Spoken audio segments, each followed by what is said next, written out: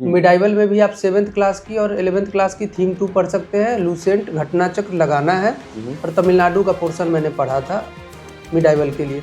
Modern history के लिए केवल spectrum is more than enough. Sir अब PYQ जो है वो कितने ईयर तक जो है अभी जो आ रहा है, जैसे आपने जैसे 3 बार जो है अपने एग्जाम दिया है, अभी 17th भी आपने दिया है, तो क्या लग रहा है सर कितना मतलब प्रीवियस ईयर देखना चाहिए? Previous year in my mind की BPSC का तो पूरा देख लीजिए आप।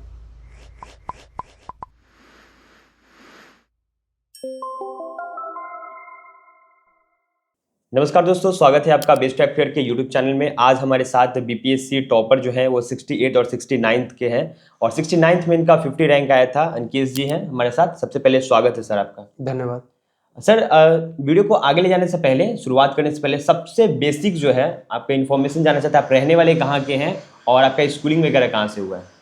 मैं मुजफ्फरपुर बिहार का रहने वाला हूँ और मेरी स्कूलिंग प्राथमिक विद्यालय मनकी से हुई थी और बाद में मैंने ग्रेजुएशन NIT पटना से किया था और उसके बाद मैंने प्रिपरेशन की थी LNT कंस्ट्रक्शन में जॉब करने के बाद। अच्छा, मतलब आपने ऐसे BPSC रेदर देन आप देखा जाए मतलब तो आपने ग्रेजुएशन किया है, ठीक है। तो रहने वाले आप जो है ऐसे मुजफ्फरपुर के हैं, ठीक है। आपका गांव हुआ कटिहार, मनकी हुआ, ठीक है। तो थोड़ा सा आप बता दीजिएगा कि घर में और कोई है मतलब सर्विस में या फिर आप इकलौते हैं? घर में मेरे बड़े भैया सर्विस में है, राजस्थान इलेक्ट्रिसिटी बोर्ड में है। इलेक्ट्रिसिटी बोर्ड में है। तो आपका ये 68 जो है आपने जैसे कि बताया BPSC में 68 BPSC में आपका रैंक आया था कितना? 151। तो उसमें आपको क्या अलॉट हुआ था? ब्लॉक पंचायत राज ऑफिसर। अच्छा, BPRO। तो अभी 69th में आपका क्या रैंक है? मेरा 69th में 50 रैंक है। 50 रैंक है, तो काफ़ी जो है वो चेंज हुआ क्योंकि 150 और ये 50 बहुत ज़्यादा जो है आपने इम्प्रूवमेंट किया है। तो इम्प्रूवमेंट के पीछे हम आगे चलेंगे, थोड़ा स्ट्रेटजी के ऊपर फोकस करेंगे। इससे पहले हम जान लेते हैं कि BPRO और RO में कितना डिफरेंस है। BPRO RO दोनों लेवल सेम का है, पे स्केल दोनों का सेम ही है। केवल थोड़ा प्रमोशन का अंतर आ जाता है कि जैसे RO के बाद आप CO बनिएगा, फिर DCLR बनिएगा, तो फिक्स प्रमोशन स्ट्रक्चर है। वहाँ थोड़ा प्रमोशन का इशू है कि प्रमोशन आपका लास्ट का जब आप रिटायर होने वाले रहेंगे 2-2.5 साल में, तब आप AD/PRO बनेंगे। अच्छा, और अभी जो 70th BPSC हुआ है तो ऐसा भी था जैसे कि आपसे पहले बात हुई थी, तो थोड़ा सा इंटरव्यू है कि थोड़ा सा मतलब शेड्यूल हुआ है काफ़ी बार। तो बताइए कि अभी जो आपने BPSC 70th दिया है तो उसमें क्या रैंक प्रेफरेंस है, अलग भी पोस्ट आपको मिल सकता है, क्या है? इसमें मैंने शुरू के जो प्रेफरेंस डाले थे वो पुलिस विभाग के डाले थे, जैसे बिहार पुलिस सर्विस है। अच्छा, डिस्ट्रिक्ट कमांडेंट है, जेलर है, एक्साइज सुप्रिटेंडेंट है, लेकिन इस रैंक पे मुझे RO ही अलॉट हुआ। है। अच्छा, तो आप थोड़ा सा चलते हैं स्ट्रेटजी के ऊपर कि सबसे पहले हम बोलते हैं कि आप तैयारी कब से कर रहे हैं सर? तैयारी मैं अराउंड 2019 से कर रहा हूँ। 2019 से कर रहे हैं, तो 2019 से मतलब BPSC का ही मेनली कर रहे हैं या फिर UPSC वगैरह भी कर रहे हैं? एक्चुअली मैं UPSC ही करता था, लेकिन मैं 68th के बाद मैंने BPSC देना स्टार्ट कर दिया। तो आपने BPSC कितना बार अटेम्प्ट दिया है आपने? 3 अटेम्प्ट अभी तक दिया था, 67th, 68th, 69th। तो 67th में क्या था सर रैंक? 67th में मेरा रैंक नहीं आया था। नहीं रैंक आया था, मेंस मैं क्वालिफाई नहीं कर मेंस क्वालिफाई नहीं कर पाए थे। अच्छा, मतलब 68th में आपका हुआ है और 69th में हुआ है, मतलब आपने 2 बार क्रैक किया है BPSC। तो सबसे अहम जो चीज़ें हैं वो स्ट्रेटजी के ऊपर है और किस बुक्स को आप फॉलो कर रहे हैं और तैयारी कैसे कर रहे हैं, किस माध्यम से, वो थोड़ा सा हम जानना चाहेंगे। क्योंकि हमारे जो ऑडियंस है वो BPSC के जो एस्पिरेंट्स है, आने वाले जो समय में वो लोग तैयारी करना चाहते हैं, तो थोड़ा सा जान लेते हैं कि कौन कौन से बुक्स जो है वो आप प्रेफर करना चाहते हैं। अब इसको अब प्रीलिम्स और मेंस में हमें डिवाइड करना पड़ेगा, 2 पार्ट में इसको देख सकते हैं, प्रीलिम्स और एक मेंस जी। अब अगर पैटर्न को देखा जाए तो 69th में पैटर्न ऊपर लेके गए थे लोग, UPSC की तरफ लेके गए थे, तो एक पैटर्न शिफ्ट देखा गया था। फिर 70th में वापस से पैटर्न 67th के पहले वाले पैटर्न पे ला दिया। अच्छा। तो मेरा ये मानना है कि आपको वन लाइनर का भी अब तैयारी करना चाहिए और कॉन्सेप्ट का भी तैयारी करना चाहिए, मतलब पूरा बैलेंस्ड वे में सब कुछ तैयार करना चाहिए।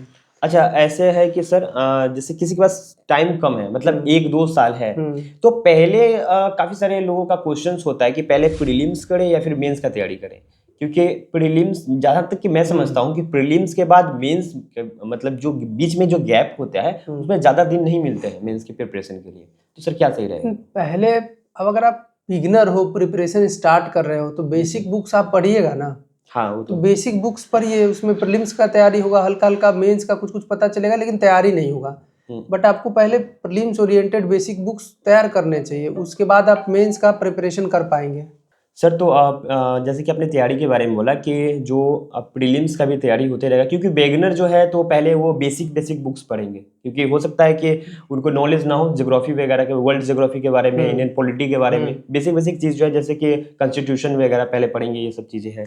तो पहले हम जान लेते हैं कि अगर सब्जेक्ट वाइज चले तो हिस्ट्री के लिए किस बुक को प्रेफर करते हैं, और हिस्ट्री में भी आ जाता है कि मॉडर्न, मिडिवल, एंशिएंट के लिए क्या क्या है आप हिस्ट्री को 3 पार्ट में बांट देते हैं, एंशिएंट, मॉडर्न, मिडाइवल। जैसे एंशिएंट के लिए देखा जाए तो हम लोग एनसीईआरटी पढ़ेंगे। एनसीईआरटी में नई एनसीईआरटी 6th क्लास की और थीम 1 पढ़ लेंगे। बहुत लोग RS शर्मा भी पढ़ते हैं, तो आप देख लेना आप क्या पढ़ना चाहते हो जी। तो मैंने जो पढ़ा था, मैंने 6th का और 11th का एनसीईआरटी नई वाली पढ़ी थी। एक तमिलनाडु बोर्ड की हिस्ट्री की बुक आती है, उससे मैंने एंशिएंट हिस्ट्री का पार्ट पढ़ा था। इसके अलावा लूसेंट पढ़ना है और घटना चक्र लगाना है, क्योंकि वन लाइनर पूछता है। आप कॉन्सेप्ट के भरोसे केवल नहीं रहिएगा, इस बार केवल वन लाइनर 70th में आया था, तो पढ़िए वन लाइनर। घटना चक्र जो है बहुत ही इंपॉर्टेंट है, लगाना है। इस बार प्रीलिम्स में 70th का पेपर आपने देखा है, पूरा शिफ्ट हो गया फिर से पैटर्न हो गया। हाँ, काफी बच्चे बता रहे थे जैसे रिव्यूज वगैरह में। मिडाइवल में भी आप 7th क्लास की और 11th क्लास की थीम 2 पढ़ सकते हैं। लूसेंट, घटना चक्र लगाना है, और तमिलनाडु का पोर्शन मैंने पढ़ा था मिडाइवल के लिए। मॉडर्न हिस्ट्री के लिए केवल spectrum is more than enough, इसके अलावा घटना चक्र लगा लेना। मतलब घटना चक्र इंपॉर्टेंट है, स्पेक्ट्रम को भी पढ़ना है बस। अच्छा, अब हिस्ट्री का हो गया है, थोड़ा सा पॉलिटी में सर बता दीजिए कि कॉन्स्टिट्यूशन वगैरह और क्या क्या देखना है। पॉलिटी में आप एम लक्ष्मीकांत के सिलेक्टेड चैप्टर पढ़ेंगे। सिलेक्टेड चैप्टर क्या है तो PYQ देख लीजिएगा, वहाँ से पता चलेगा। और इसके अलावा मैं सजेस्ट करूंगा कि लूसेंट का जो फैक्चुअल है ना, 10-20 पेज दिया हुआ है, वो आपको पढ़ लेना चाहिए, ताकि आप छोटी चीज़ें गलत नहीं करेंगे कि कौन से पार्ट में क्या है। इस तरह की छोटी छोटी चीज़ें, या कोई कमेटी कब फॉर्म, सरकारी या कमेटी कब फॉर्म हुआ, आपने रिपोर्ट कब दिया, ये सब लूसेंट से पता चलेगा, तो दोनों कर लेना। और सर जो नए अमेंडमेंट पे जो चेंजेस वगैरह आए हैं, जो नया जो बिल वगैरह पास हुआ है, उसके लिए सर आप किस चीज़ को? वो तो आपका जैसे अमेंडमेंट जो इम्पोर्टेंट हो रहा आया है अभी तक, उसकी लिस्टिंग आपको लक्ष्मीकांत में मिल जाएगी, लूसेंट में मिल जाएगी। और जो 1-2 अमेंडमेंट जैसे 106 आया है, 105, 104 इसके बाद का, तो आप गूगल करके लिख लीजिए ना, वहीं पे 3-4। बिल्कुल। सर अब PYQ जो है वो कितने ईयर तक जो है अभी जो आ रहा है, जैसे आपने जैसे 3 बार जो है अपने एग्जाम दिया है, अभी 70th भी आपने दिया है, तो क्या लग रहा है सर कितना मतलब प्रीवियस ईयर देखना चाहिए? Previous year in my mind की BPSC का तो पूरा देख लीजिए आप। जब से BPSC होना शुरू हुआ है अभी तक का बुक्स आती है बहुत सारी, KBC नैनो की आती है, BPSC कॉन्सेप्ट वाला का आता है। किसी एक का देख लीजिए, सब मैंने KBC नैनो पढ़ा था, लेकिन सब एक ही है लगभग, तो अभी तक का देख लेना है जब से शुरू हुआ है BPSC का एग्जामिनेशन। क्योंकि ट्रेंड सेम है ना, वन लाइनर 70th में इन्होंने रिपीट किया। हाँ, मतलब ऐसा होता है कि कभी इसमें जो है क्वेश्चन वो अगले वाले में नहीं आएंगे, वो पुराने वाले आएंगे। आपको करना है, PYQ तो पूरा करना है। अच्छा सर, थोड़ा सा ज्योग्राफी का बता दीजिए, वर्ल्ड ज्योग्राफी वगैरह, और किस पोर्शन से मेजरली आ रहे हैं, मतलब जो 3 साल में आपने जो देखा? हाँ, वर्ल्ड ज्योग्राफी में थोड़ा सा फ्लक्चुएशन देखा गया। 67 से पहले वो लोग इस तरह का पूछते थे कि जापान का सबसे बड़ा आइलैंड कौन सा है, कौन सा खनिज कहाँ ज़्यादा मिलता है। अभी भी मिनरल्स वाले पोर्शंस तो अभी भी आ रहे हैं, लेकिन फिर 67th में देखा गया कि आपको NCERT थोड़ा सा पढ़ना चाहिए। 68th में, 69th में देखा गया। और तो मैं तो सजेस्ट करूँगा कि NCERT का जो फिजिकल आता है 11th-12th का, वो आपको पढ़ लेना चाहिए। इसके अलावा ज्योग्राफी में ना आप फैक्चुअल क्वेश्चन जो इस तरह के होते हैं कि कौन सी रिवर के किनारे कौन सा शहर है।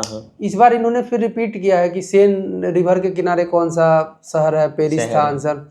तो बीच में बंद किया था, लेकिन फिर तो आपको फैक्चुअल और कॉन्सेप्ट दोनों देखना है। इसलिए मैं, और कॉन्सेप्ट कहाँ से मैंने बोल दिया, NCERT 6 to 12 जरूरत नहीं है मेरे हिसाब से, 11-12 इज मोर देन इनफ। इसके अलावा आप PYQ कर लीजिएगा ज्योग्राफी का भी, और जो फैक्चुअल आता है महेश बर्नवाल टाइप बुक जो एकदम फैक्ट दिया हुआ है, उसको भी आप मतलब कर लीजिए, बहुत बेनिफिट होगा। 1-2 क्वेश्चन तो बढ़ेंगे ही बढ़ेंगे। ये मैं पहली बार सुन रहा हूँ जो आपने बोला, क्या महेश वाला जो? नहीं, महेश बर्नवाल मैंने पढ़ा नहीं है, लेकिन मैंने बुक देखा है एक बार। अच्छा, तो जो इसलिए मैं सजेस्ट कर रहा हूँ कि आपका NCERT पढ़िएगा, उसमें इस तरह की चीजें मिस हो जाएगी, जैसे कौन से रिवर के किनारे कौन सा शहर है, समझ रहे हैं? क्योंकि क्वेश्चंस जो है थोड़ा सा डीप पूछ ले रहा है। तो आप एक काम कीजिए, महेश बर्नवाल को स्किप कीजिए, आप घटना चक्र लगा लीजिए, लगा लीजिए। अच्छा, तो बाकी लोगों से ऊपर रहेंगे ना, आपको श्योरली प्रीलिम्स निकालना है ना। वो है सर। सर करेंट अफेयर्स की तरफ थोड़ा सा बात कर लेते हैं। करेंट अफेयर के लिए क्या न्यूज़पेपर मतलब कि सही है या फिर उससे ज़्यादा चल के करना पड़ेगा इसमें? न्यूज़पेपर देखिए, कोई भी स्टूडेंट खुद से करके वो नोट्स वोट्स बना नहीं पाता है प्रीलिम्स के लिए। हाँ, मतलब एडिटोरियल सेक्शन अगर पढ़ता भी है तो इसके अलावा भी बुक की जरूरत है। एडिटोरियल सेक्शन ठीक है, आपका मन है आप पढ़ते रहिए, लेकिन वैसा कुछ मेस्मराइज नहीं हो जाना है कि न्यूज़पेपर हम नहीं पढ़ रहे हैं, हम नोट्स नहीं बना रहे तो मेरा कुछ नहीं होगा। इतना मैं न्यूज़पेपर एक बार पढ़िए, क्योंकि उसका बेनिफिट होता है कि आपका रीडिंग हैबिट फास्ट होगा, एग्जाम में पेपर सॉल्व जल्दी से कर पाइएगा, 150 पूरा क्वेश्चन टाइम पे देख पाइएगा। ये उसका बेनिफिट है। नोट्स नहीं बनाना है न्यूज़पेपर से। प्रीलिम्स के लिए जो ईयर के मंथ में मैगजीन आता है एडिटोरियल टाइप, कोई भी मैगजीन एडिटोरियल टाइप, और इसके अलावा जो टॉप 50 एमसीक्यू आता होगा, टॉप 150 एमसीक्यू एसएससी वगैरह वाला सब करवाते हैं लोग, इंडोलोगस करवाते हैं, टेलीग्राम वगैरह सब भी रहता है यूट्यूब चैनल पे। हाँ, यूट्यूब चैनल पे तो वो 150 देख लीजिएगा आप। इसका बेनिफिट है नेशनल में, और बिहार का फिर और लोग एमपीएन एकेडमी कराता है, एडिटोरियल भी बुक रिलीज करती है, और मतलब किसी का एक का देख लेना है। अच्छा, न्यूज़पेपर में मेनली फोकस किया जाए तो क्या द हिंदू काफी रहेगा? Times of India? Times of India तो मैंने नहीं पढ़ा, मैं इंडियन एक्सप्रेस पढ़ता हूँ। हाँ, तो आप प्रेफर द हिंदू, थोड़ा महंगा भी आता है। हाँ, तो आप देख लेना, अगर वो दिक्कत थोड़ा सा होता है कि जो इंग्लिश मीडियम वाले जो स्टूडेंट्स हैं ज्यादा द हिंदू को प्रेफर करते हैं, मैंने जहाँ तक कि हाँ, द हिंदू अच्छा न्यूज़पेपर है। इंडियन एक्सप्रेस का कंटेंट बहुत अच्छा है, सिंपल लैंग्वेज में है, तो आप देख सकते हो। जी सर। सर थोड़ा सा बता दीजिए साइंस के बारे में। हाँ, लेकिन एक बात और हम कहना चाहेंगे कि ना, ये न्यूज़पेपर के पीछे मतलब पूरा बहुत टाइम नहीं वेस्ट करना है। हाँ, अगर मतलब ऐसा लग रहा है तो बस 70th का प्रीलिम्स का पेपर आप देख लीजिएगा क्या पूछा है।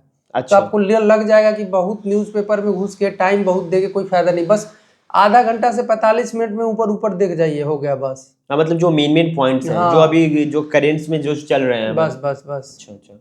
बाकी कुछ न्यूज़ चैनल्स वगैरह भी है जैसे कि शो करते हैं करेंट्स के। तो सर थोड़ा सा साइंस के बारे में जानते हैं, क्योंकि जैसा कि सुनते आ रहा हूँ बीपीएससी साइंस पे ज्यादा फोकस करता है। साइंस में आपको 6 to 10 एनसीईआरटी पढ़ना है, मतलब पढ़ना है 100%। पूरा मेन एनसीईआरटी पे फोकस करना है। 6 to 10 एनसीईआरटी पढ़ना है आपको, घटना चक्र लगाना है, और लूसेंट वाला जो जीके में ही 20-20 पेज का दिया हुआ है, 15-15 पेज का, वो पढ़ लेना है, आपका काम हो जाएगा। इससे बाहर कुछ नहीं आता है प्रीलिम्स के लिए। हाँ, प्रीलिम्स। अच्छा, मेंस के लिए थोड़ा सा बता दीजिए। मेंस के लिए तो साइंस का टॉपिक लिस्टिंग करना पड़ेगा आपको। Nano technology, biotechnology, roles of science and technology promoting SDG, roles of science of technology in health care sector. तो इस तरह से पीवाईक्यू कर लीजिए मेरे हिसाब से। इन्वायरमेंट के लिए सर?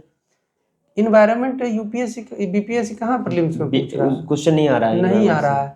एक आध आया हुआ तो एक आध क्वेश्चन वही अभी 1-2 आ गया। प्रोजेक्ट टाइगर कब हुआ है तो आपको पीवाईक्यू में ही मिल जाएगा, 2-3 बार रिपीट कर दिया है। अच्छा, तो क्यों उतना ज्यादा अब पूछेगा? ट्रेंड में तो कुछ भी हो सकता है, लेकिन हाँ, करंट तो ऐसे चेंज होते रहते हैं, कभी ये है कभी वो है, लेकिन अभी तो कोई ज्यादा मतलब नहीं। सर थोड़ा सा आंसर राइटिंग पे बात करें तो सर किस चीज को मेनली फोकस किया जाएगा? मेंस को लेकर के चल रहे हैं अभी, तो आंसर राइटिंग पे सबसे पहले कंटेंट बिल्डअप कर लीजिए। उसके लिए वही पीवाईक्यू सब कीजिए। पीवाईक्यू का एक एक क्वेश्चन आपको करना है। मतलब पीवाईक्यू क्वेश्चन अगर आपने नैनो टेक्नोलॉजी, बायोटेक्नोलॉजी इसी का कर लिया और एआई वगैरह का, तो आप अगर पूछ देगा roles of science and technology in health care, तो यहाँ का पॉइंट वहाँ उठा के आप लिख दोगे।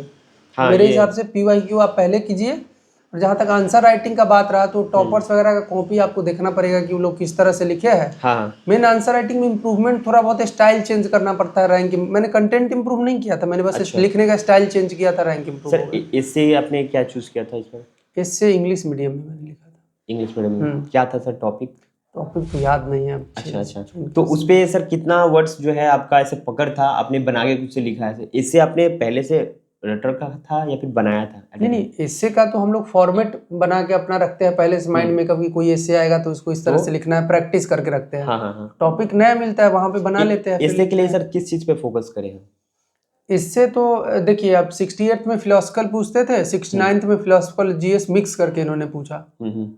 तो अब तो दोनों प्रिपेयर करना चाहिए आपको, जीएस टाइप एस से भी, फिलोसफिकल टाइप एस से भी। अच्छा। अब उसके लिए सोर्स पूछिएगा तो सोर्स तो मैंने सुन लिया, इसका एक मटेरियल आता था यूपीएससी में उस टाइम पे, अभी भी आता है। अच्छा, एस्से का। अच्छा। बहुत मोटा है, 300-400 पेज का है। उसको अपना नोट्स बना लिया था मैंने 30-40 पेज में। तो वही मेरा आज तक काम करता है, आगे भी वही काम करेगा। तो सर अब थोड़ा सा इससे हट के बात करते हैं कि जैसे कि आपने सर प्रिपरेशन किया है, मतलब पहले से 2019 से आप प्रिपरेशन करते आ रहे हैं, तो सर अभी जो पहली बार जो आपने दिया है और इम्प्रूवमेंट जो बीच में किया है 68 के बाद 69 में जो दिया है, तो सर किस चीज़ पे मैंने ज़्यादा फोकस किया आपने? आंसर राइटिंग पे। मैंने अपना पूरा स्टाइल चेंज किया आंसर राइटिंग का। आंसर राइटिंग, हाँ, जो मेरा पहले स्टाइल था और अभी स्टाइल था, और प्लस में पहले मैं ना 6 में 6 पेज भरता था, इस बार मैंने ऐसा कुछ किया नहीं। अच्छा, क्योंकि टाइम कम पड़ जाता था तो मैं ना 6 में 5 पेज और किसी में 4 पेज ऐसे लिखा, लेकिन आधा नहीं छोड़ा। जैसे 4.5 पेज कभी मत लिखना, लिखना तो 5 पेज लिखना, नहीं तो 4 पेज लिखना, मतलब हाफ नहीं छोड़ना, नहीं पूरा फुल करके जाना। तो मतलब देखो यार क्या होता है एक्चुअली में, मुझे नहीं पता कि कैसे चेक करते हो लोग, लेकिन एक जो सेटिस्फेक्शन टाइप का फील आता है आधा लिखा हुआ, तो मुझे ऐसा लगता है कि थोड़ा थोड़ा मार्क्स उसमें जाता है। हाँ, मतलब ऐसा लगता है कि इन्होंने मतलब शब्द को कंप्लीट कर दिया है और आधे में पूरा पेज आप कंप्लीट कीजिए तो ज्यादा अच्छा है मेरे हिसाब से। अच्छा सर, एक छोटा सा क्वेश्चन है जो बाकी एस्पिरेंट्स के दिमाग में आता है कि डिस्ट्रैक्शन को लेकर के, जैसे कि मोबाइल फोन्स वगैरह अब के ज़माने में, पहले के ज़माने में तो नहीं होता था उतना, लेकिन अभी ज़्यादा है, सोशल मीडिया वगैरह यूज़ कर रहे हैं, या फिर पढ़ाई करने के लिए भी यूट्यूब वगैरह यूज़ करते हैं, या फिर गूगल्स यूज़ करते हैं, तो उस पर सर आपका कितना फोकस रहा है, और ऑफलाइन रेदर देन ऑनलाइन आपने इस चीज़ को कितना आपने यूज़ किया है? ये एक्चुअली मोबाइल फ़ोन तो देखिए डिस्ट्रैक्शन है, खासकर अगर रील्स वगैरह देखते हैं तो बहुत दिक्कत है, मतलब आपका टाइम जाएगा ही जाएगा। बिल्कुल। उसका एक्चुअली में कोई सॉल्यूशन मैं दूंगा तो वो नहीं, सॉल्यूशन अपना ऐसा है कि मतलब सभी का अपना अपना, हाँ अपना अपना है। तो आप अपना एरोप्लेन मोड पे डाल के फोन को रख दीजिए अलमीरा में, यही एक उपाय है। नहीं तो बीच बीच में देखिएगा, पास में रहेगा तो, और फोन के बिना आपका काम भी नहीं चलेगा, नहीं होगा, क्योंकि आप क्लास करेंगे, आपका बहुत सारे चैनल्स में, आप टेलीग्राम पे है, व्हाट्सएप के माध्यम से स्टडी मटेरियल वगैरह मिल रहा है। सेल्फ कंट्रोल इसमें आप नहीं किया सकता। हाँ, तो जैसे कि आपने अभी तक सुना कि स्ट्रेटजी कैसे फॉलो कर रहे हैं, कैसे तैयारी कर रहे हैं, एक जो कमरा है यहाँ पे, इसी में जो है पूरा प्रिपरेशन कर रहे हैं पहले से भी, और आपको ये कहना चाहता कि एक पॉजिटिव जो है वाइब जो है वो आपको खुद लाना पड़ेगा। और बहुत बहुत धन्यवाद सर जो आपने पॉडकास्ट में आए और अपना कीमती समय हमें दिया। अभी भी जो सर है आरो है, और अभी इनका टाइम हो चुका है निकलने का ऑफिस, तो सर बहुत बहुत धन्यवाद sir. Thank you for coming, thank you.